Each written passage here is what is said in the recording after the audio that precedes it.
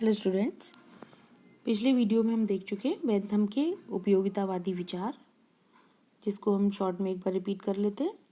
Bentham ने कहा कि किसी भी नीति, किसी भी कार्य या किसी भी वस्तु को अपनाने के लिए व्यक्ति उसकी उपयोगिता देखते हैं और उसे ही उपयोगी मानते हैं जो उन्हें सुख प्रदान करता है, और ऐसा किया भी जाना चाहिए। बेंथम ने ये भी कहा कि व्यक्ति ईश्वरीय इच्छा, प्राकृतिक विधि और अंतःकरण की दुहाई देते हैं, पर ये वैयक्तिक कल्पनाएं मात्र हैं और मनुष्य को जो कुछ अच्छा लगता है उसी को वो, जो उसे सुख पहुंचाता है उसी को वो ईश्वरीय इच्छा और प्राकृतिक विधि के अनुकूल बता देता है। बेंथम ने ये भी बताया कि प्रकृति ने मनुष्य को सुख और दुख नाम के दो स्वामियों के अधीन रखा है और मनुष्य केवल उन्हीं से गाइड होता है और वो वही कार्य करता है जो उसे सुख की तरफ ले जाते हैं। बेंथम कहते हैं कि उपयोगितावादी जो सिद्धांत है वो बेंथम के जो सिद्धांत हैं वो सुख की प्राप्ति और दुख के निवारण का सिद्धांत है, और वो कहते हैं कि उपयोगिता सुख और दुख की मात्रा पर निर्भर होती है और जो वस्तु सुख की अनुभूति देती है वही अच्छी और उपयोगी मानी जाती है, और जो दुख की अनुभूति कराता है वो अनुचित और अनुपयोगी माना जाता है। उपयोगिता का एकमात्र मापदंड उसका सुख प्रदान करने की क्षमता होता है और सुख व्यक्ति के जीवन का साध्य होता है, और बाकी सारी चीज़ें तो सिर्फ उसकी अनुगामी होती हैं। बेंथम ने ये भी बताया था कि सुख और दुख के 4 स्रोत होते हैं। बेंथम ने ये भी बताया कि सुखों में ये इम्पोर्टेंट बात कि गुणात्मक अंतर नहीं होता, केवल मात्रात्मक अंतर होता है।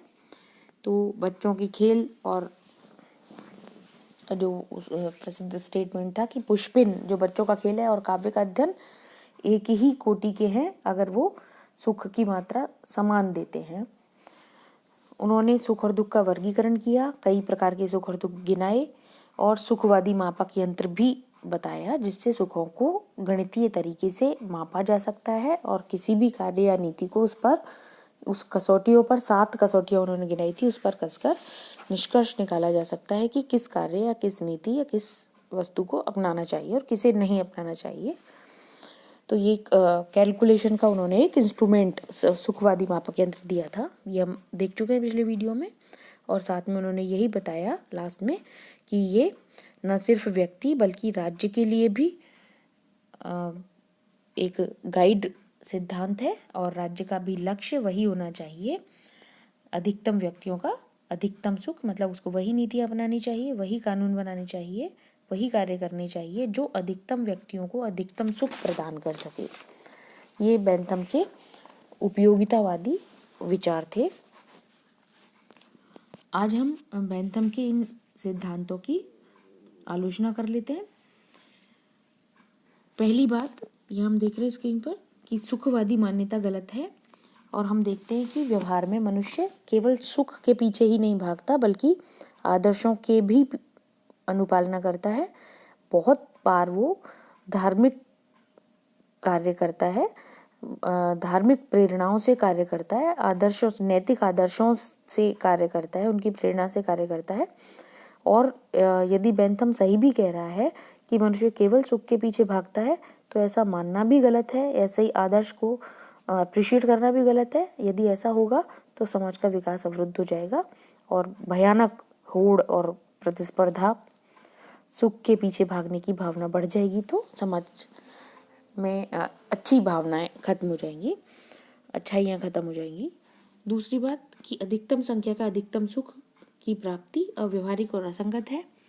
कुछ लोग कहते हैं कि अधिकतम संख्या या अधिकतम सुख दोनों में से किसे इंपॉर्टेंस दी जाए, इसमें बेंथम क्लियर नहीं है। जैसे कभी 10 व्यक्तियों को मिलने वाला सुख और 100 व्यक्तियों के मिलने वाले सुख की मात्रा समान हो तो किसे इंपॉर्टेंस दी जाए, इसमें बेंथम क्लियर नहीं है, ऐसा कुछ विद्वान कहते हैं। तीसरी बात कि सुख भौतिक नहीं मानसिक होता है, ये भी कह करके आलोचना की जाती है इसके विचारों की, कि हमेशा व्यक्ति भौतिक सुखों के पीछे ही नहीं भागता। लोग देशभक्ति में भी सुख का अनुभव करते हैं और उसके लिए त्याग में भी सुख का अनुभव करते हैं, परोपकार भी वो करते हैं चाहे उसमें भौतिक कष्ट उठाने पड़ रहे हों। जैसे हम राणा प्रताप को देखते हैं, सुभाष चंद्र बोस को देखते हैं जिन्होंने बहुत त्याग किए देशभक्ति की वजह से। तो यहाँ बेंथम तो गलत प्रतीत होते हैं। क्योंकि लोग इस मानसिक सुख के लिए बहुत भीषण फिजिकल कष्ट उठाते हैं। चौथी बात यहाँ हम स्क्रीन पर देख रहे हैं कि सुखों में मात्रात्मक नहीं गुणात्मक भेद होता है। बेंथम यह गलत कहते हैं और ये बिल्कुल नहीं कहा जा सकता कि एक स्वादिष्ट भोजन करने से जो आनंद मिल रहा है या एक उच्च कोटि के साहित्य का रसास्वादन करने से जो आनंद मिल रहा है वो बराबर है। दोनों में डेफिनेटली अंतर होता है और गुणात्मक अंतर होता है। तो बेंथम शायद पूरी तरह से सही नहीं कह रहे हैं। पांचवी बात कि सुखों को मापा नहीं जा सकता। इसकी जैसे वो तीव्रता एक कसौटी बताता है, पहली कसौटी तीव्रता को कैसे नापा जाए, ये तो बिल्कुल असंभव बात है। और यदि तीव्रता और अवधि या अन्य जो कसौटियाँ हैं इनमें से अगर बराबर आ रहा हो मात्रा में तो किसे इम्पोर्टेंस दी जाए। डेविडसन कहते हैं कि 8 दुखों में से 4 सुखों को घटाने की बात मूर्खता के सिवाय और कुछ भी नहीं हो सकती। मतलब सुख और दुख जैसी अमूर्त चीज़ों को इस तरह से नहीं नापा जा सकता, ये मूर्खता के सिवाय और कुछ भी नहीं है। नैतिकता की उपेक्षा करना ये हम पहले भी जिक्र कर चुके हैं कि बेंथम ये कहता है कि इसमें कुछ भी गलत नहीं है और जो कार्य या जो चीज़ ज़्यादा सुख प्रदान करती है उसको व्यक्ति अपनाते हैं और यदि अपनाते हैं तो वो कुछ गलत नहीं करते हैं, अपनाना भी चाहिए। राज्य को भी वही नीति बनानी चाहिए जो अधिकतम व्यक्तियों को अधिकतम सुख प्रदान करे। तो इससे नैतिकता उपेक्षित होती है और ये समाज को पतन की तरफ ले जाती है। तो नैतिकता की उपेक्षा करना गलत है। समाज में इससे इस अव्यवस्था फैल जाएगी, इसके घोर दुष्परिणाम होंगे। सातवीं बात कि बहुमत को महत्व देना अल्पमत पर अत्याचार है। हमेशा बेंथम अधिकतम संख्या के अधिकतम सुख की बात करता है, पर जो संख्या में कम है उनके सुख का क्या होगा, यहाँ बेंथम क्लियर नहीं है और ये गलत भी है। हर वक्त बहुमत को इम्पोर्टेंस देना, उसको बढ़ावा देना अल्पमत पर डेफिनेटली अत्याचार है। ये भी आलोचना की जाती है कि मानव प्रकृति का अत्यधिक सरलीकरण कर दिया है बेंथम ने। अगर इसका जोड़ बाकी लगाना इतना आसान नहीं है, अगर लगाया जा सकता है तो ये बड़ा विचित्र सी बात है, बहुत ही जटिल है, ऐसा बिल्कुल नहीं किया जा सकता। और ये भी आलोचना की जाती है क्या करके कि बेंथम का जो ये सिद्धांत है केवल शासन के कार्यों का मार्गदर्शन करता है, सैद्धांतिक पक्ष का विवेचन उसने नहीं किया है। मौलिकता का अभाव है। ये भी कहा जाता है कि ये विचार तो पहले से थे, बेंथम ने उसे बस अपने सांचे में ढालने का प्रयत्न मात्र किया है। तो ये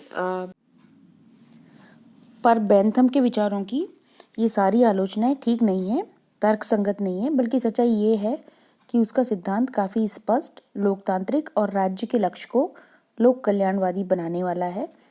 वर्तमान लोकतंत्र बहुसंख्यक वर्ग का ही शासन होता है और यदि उसका लक्ष्य अधिकतम व्यक्तियों का अधिकतम सुख ही होता है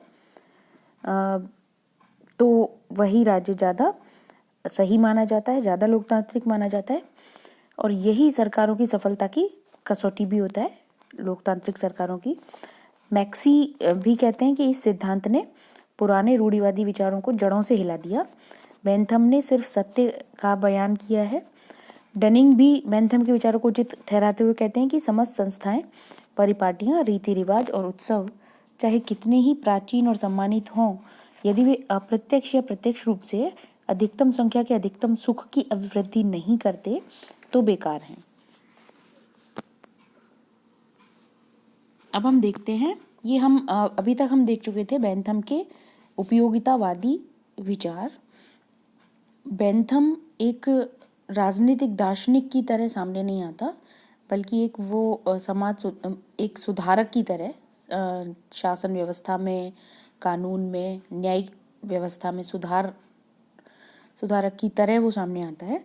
पर फिर भी उसके विचारों में जहाँ कहीं भी हमें राजनीतिक विचार दिखाई देते हैं,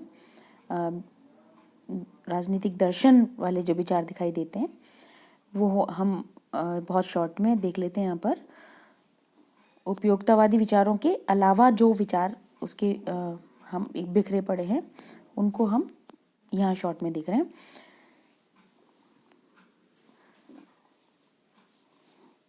पहली बात हम यहाँ स्क्रीन पर देख रहे हैं उसके विचारों में से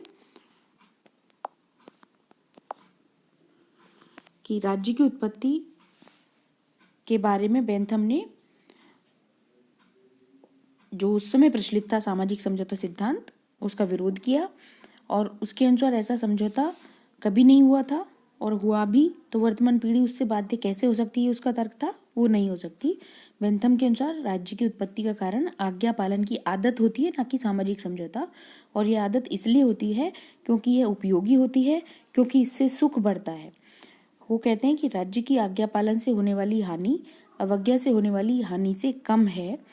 एक्चुअल में उसका उपयोगितावादी सिद्धांत ही राज्य की उत्पत्ति को दर्शाता है। या सारे जितने भी हम विचार उसके दूसरे भी देखेंगे, क्योंकि वो उपयोगितावादी था तो सब उसी से प्रेरित हैं, उसी से जुड़े हुए हैं। और उसने कहा राज्य की संप्रभुता के बारे में, बेंथम राज्य की संप्रभुता का समर्थक है। राज्य की संप्रभुता पर प्राकृतिक कानून या प्राकृतिक अधिकारों के द्वारा कोई बंधन नहीं लगाया जा सकता। फिर भी बेंथम का संप्रभु निरंकुश नहीं है। व्यक्ति उसी सीमा तक राज्य के आदेशों का पालन कर सकते हैं जिस सीमा तक वे उसके लिए उपयोगी और लाभकारी हों। यदि ऐसा ना हो तो वे उसका विरोध कर सकते हैं, बल्कि ऐसा विरोध करना उन व्यक्तियों का दायित्व होगा। मतलब संप्रभुता का समर्थक तो है बेंथम, पर उसे राज्य को निरंकुश नहीं होने देना है, तो इसलिए वो व्यक्तियों का बल्कि दायित्व बताता है कि यदि कानून उचित तरीके से नहीं बन रहे हों, व्यक्तियों के लिए लाभकर ना हो, तो उनका विरोध किया जाना ज़्यादा उचित है। और बेंथम कहते हैं कि अधिकारों के बारे में बेंथम की सोच कि अधिकार प्राकृतिक नहीं कानूनी होते हैं। उसने प्राकृतिक अधिकारों की धारणा का खंडन किया और उसके अनुसार जो पूर्ण स्वतंत्रता की बात की जाती है प्राकृतिक अधिकारों के रूप में, वो पूर्णतः असंभव है और सब व्यक्ति स्वतंत्र नहीं बल्कि पराधीन पैदा होते हैं। जैसे रूसो कहता था कि हर व्यक्ति स्वतंत्र पैदा होता है, तो बेंथम उसको नकारते हैं, बल्कि वो कहते हैं पराधीन पैदा होते हैं। और प्राकृतिक अधिकारों की धारणा मूर्खता है, ये सत्ता के प्रतिरोध को बढ़ावा देता है। बेंथम का मानना था कि अधिकारों का मूल आधार उपयोगिता है और अधिकार कानून की देन है, ना कि प्रकृति की, और वही अधिकार उचित हैं जो अधिकतम व्यक्तियों के अधिकतम सुख देने वाले हों। बेंथम को हम अधिकारों की कानूनी धारणा के लिए जानते हैं। वो अधिकारों को कानून की देन मानते हैं, वो अधिकारों के प्राकृतिक होने को नकारते हैं। अधिकारों से रिलेटेड कई मत जो है सिद्धांत है वो पढ़े होंगे पहले, तो बेंथम उसके कानूनी सिद्धांत से ताल्लुक़ रखते हैं। और बेंथम के विचार शासन के स्वरूप को लेकर के, बेंथम को शासन के स्वरूप से कोई ज़्यादा लेना देना नहीं था, पर उनकी नज़र में वही शासन अच्छा है जो अधिकतम व्यक्तियों को अधिकतम सुख पहुंचाए, स्वरूप कोई भी हो। पर फिर भी खोज करने पर बेंथम डिस्कशन करने के बाद में गणतंत्र पर पहुंचते हैं और वो कहते हैं कि ये इसकी संभावना ज़्यादा है कि ये अधिकतम व्यक्तियों को अधिकतम सुख पहुंचा सकता है, इसलिए गणतंत्र बेटर है। राज्य के कार्य से संबंधित, या हम बहुत शॉर्ट में बाकी सारे विचार देख रहे हैं उसके, हमें उपयोगितावाद पर ज़्यादा फोकस करना है। राज्य के कार्य के संबंध में बेंथम कहते हैं कि राज्य को वो नकारात्मक कार्य सौंपते हैं, कम कार्य सौंपते हैं, और उसकी धारणा राज्य के कार्यों के संबंध में व्यक्तिवादी है। वो उसे बहुत सारे सकारात्मक कार्य नहीं सौंपते, क्योंकि वो मानते हैं कि कानून निषिद्ध करते हैं लोगों, प्रतिबंधित करते हैं व्यक्तियों को, तो वो कम हो तो बेटर है। और वो कहते हैं कि कानून संप्रभु के आदेश हैं जिसका पालन करना प्रत्येक नागरिक का कर्तव्य है, क्योंकि उसमें ही उसकी भलाई है। कानून प्राकृतिक नहीं होते। उसने अपने उपयोगिता सिद्धांत को विधि निर्माण के लिए प्रयुक्त करने के लिए भी सलाह दी कि विधि निर्माण करते समय उपयोगितावादी सिद्धांत को देख लेना चाहिए और प्रत्येक विधि की कसौटी उपयोगिता ही होनी चाहिए। और उसका कहना था कि व्यक्ति सुरक्षा चाहते हैं, स्वतंत्रता नहीं। बेंथम फ्रेंच क्रांतिकारियों के स्वतंत्रता, समानता और बंधुता का जो नारा था उसे भ्रामक बताते हुए कहता था कि राज्य का उद्देश्य ये कोई स्वतंत्रता, समानता या बंधुता ना होकर के अधिकतम सुख की अभिवृद्धि करना होता है, और अधिकतम स्वतंत्रता ही सुख, अधिकतम स्वतंत्रता की अभिवृद्धि करना होता है और राज्य का उद्देश्य अधिकतम सुख की अभिवृद्धि करना है, ना कि अधिकतम स्वतंत्रता की, और सुख ही अंतिम उद्देश्य होता है। ये बेंथम के राजनीतिक विचारों को हम थोड़ा सा शॉर्ट में देख चुके हैं। अब हम बेंथम के योगदान को भी संक्षेप में देख लेते हैं। बेंथम का राजनीतिक दर्शन के इतिहास में एक विशेष स्थान है, और ये विशेष स्थान उनको उपयोगितावादी सिद्धांत की वजह से ज़्यादा मिला है, क्योंकि उन्होंने उपयोगितावादी सिद्धांत को, यहाँ हम पहले पॉइंट को डिस्कस कर रहे हैं, उपयोगितावादी सिद्धांत को व्यवस्थित रूप दिया। उपयोगितावादी सिद्धांत पहले से था। उपयोगितावाद के जन्मदाता डेविड ह्यूम को माना जाता है, और भी काफ़ी विचारक थे, प्रीस्ले, हडसन और हेस्बेटियस, और भी कई विचारक थे, बट बेंथम ही था जिसने उपयोगितावादी सिद्धांत को रिफाइंड वे में प्रेजेंट किया, सिस्टमेटिक वे में प्रेजेंट किया, और एक पूरी विचारधारा की तरह उपयोगितावाद सामने आया। बेंथम को इसलिए याद किया जाता है कि राज्य के कल्याणकारी लक्ष्य की घोषणा की उसने, और अधिकतम व्यक्तियों के अधिकतम सुख को राज्य का लक्ष्य बताया, उसका मूल मंत्र बताया। उसका कहना था कि राज्य एक कल्याणकारी संस्था है और राज्य को अपने सभी कानून व्यक्तियों के सुख को ध्यान में रखकर बनाने चाहिए। मैक्सी भी कहते हैं कि बेंथम के द्वारा प्रतिपादित सुख दुख की कसौटी को अस्वीकार करने वाले और उसका मजाक उड़ाने वाले व्यक्ति भी उसके इस सिद्धांत की उपेक्षा नहीं कर सकते कि शासन का औचित्य केवल इसी बात में है कि वो जनता को कितना प्रत्यक्ष और स्पष्ट सुख पहुंचा रहा है और उसकी कितनी सेवा कर रहा है। और बेंथम को याद किया जाता है शासन और संवैधानिक व्यवस्था में सुधार के लिए। बेंथम ने शासकों को उत्तरदायी बनाने के लिए कई सुधार प्रस्तावित किए, जैसे कुछ प्रतिबंधों के साथ सार्वभौमिक मताधिकार की उसने बात की। कुछ लिमिटेशंस तो थी, पर वो उसका प्रसार करना चाहता था। प्रतिनिधियों को वापस बुलाने के अधिकार की बात की उसने। न्यायिक उत्तरदायित्व की बात की सरकारी अधिकारियों और कर्मचारियों के। संसद के वार्षिक चुनाव की बात की, और भी कई उसने सुधार चाहे शासन व्यवस्था में। उसको न्यायिक प्रणाली में सुधार के लिए भी जाना जाता है, और उसने न्यायिक प्रक्रिया में सुधार का मार्ग प्रशस्त किया और आगे उसके विचारों ने मार्गदर्शन दिया। उसने उस समय कमियां निकाली थी तत्कालीन न्याय व्यवस्था की, कि केवल न्याय ऐसा बन गया था जिसे अमीर ही पहुंच कर पाते थे, गरीबों की पहुंच से ये बाहर हो चुका था। तो उसमें सुधार के लिए उसने कई कमियां निकाली और सुधार के सुझाव दिए। कानूनों को संहिताकरण के लिए बेंथम को विशेष रूप से याद किया जाता है, और बेंथम के द्वारा कानूनों के संहिता कोडिफिकेशन पर, है ना, उनके कलेक्शन लिस्टिंग पर बल दिए जाने के कारण 19वीं शताब्दी में अनेक कानूनों की संहिताएं बनाई गई, और कईयों के करेक्शन में, अनेक देशों के कानूनी संहिताओं के करेक्शन में बेंथम ने कंट्रीब्यूशन दिया था। कई देशों ने बेंथम को सहायता के लिए प्रार्थना की थी, और उसने की भी। उसकी विशेष योग्यता यहाँ विधि निर्माण के क्षेत्र में थी। उसका मानना था कि वो ऐसी व्यवस्था कर सकता है विधि के क्षेत्र में जिससे अधिकतम व्यक्तियों का अधिकतम कल्याण संभव हो पाए। राजनीति विज्ञान में शोध, अनुसंधान और यथार्थवाद के प्रोत्साहन के लिए भी बेंथम को याद किया जाता है।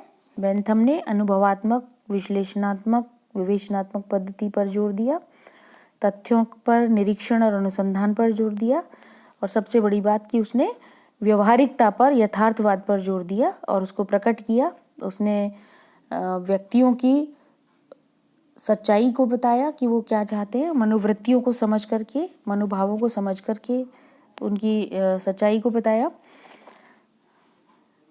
शोध और अनुसंधान के माध्यम से निश्चित होनी चाहिए विषय सामग्री, इस पर बल दिया, जिसको बाद में व्यवहारवादी विचारक भी उससे प्रेरित हुए। एक और बात कि बहुत बड़ा योगदान बेंथम का, कि बेंथम ने लोकतंत्र को सुदृढ़ बनाने में योगदान दिया। बेंथम ने प्रेस की स्वतंत्रता, गुप्त मतदान, वयस्क मताधिकार, धार्मिक सहिष्णुता, धर्म की स्वतंत्रता जो लोकतंत्र के आधार स्तंभ होते हैं उन पर बल दिया। उसका कहना था कि राज्य को व्यक्तियों ने सुख वृद्धि के लिए गठित किया है और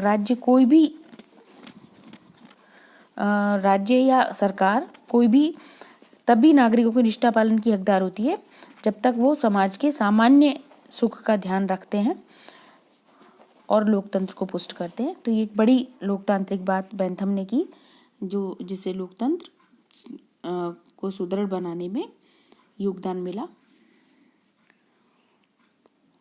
कार्लाइल नाम के विद्वान ने भले ही बेंथम के सुखवादी दर्शन को सुअरों का दर्शन कहा, पर यह भी सच्चाई है कि बेंथम के निर्भय तर्कों ने सच्चाई को ज़्यादा निकटता से अनुभव कराया। एक और विद्वान हालेवी कहते हैं कि बेंथम ने उपयोगितावादी सिद्धांत के जरिए एक वैज्ञानिक नियम, वास्तविकता और औचित्य की खोज की। उन्होंने राजनीतिक कल्पनावाद के स्थान पर यथार्थवाद की परंपराओं को पुष्ट किया और उपयोगितावाद जैसी व्यवहारिक विचारधारा प्रदान की। बेंथम के प्रभाव को जेम्स मिल, जीएस मिल और जॉन ऑस्टिन पर देखा जा सकता है। बेंथम को एक लगनशील सुधारक की तरह हमेशा याद किया जाता है, जिसके सुधार निश्चित रूप से अपने समय से काफ़ी आगे थे और उसके विचारों का प्रभाव व्यवहारिक राजनीति पर, शासन और कानूनी सुधारों पर निश्चित रूप से पड़ा है।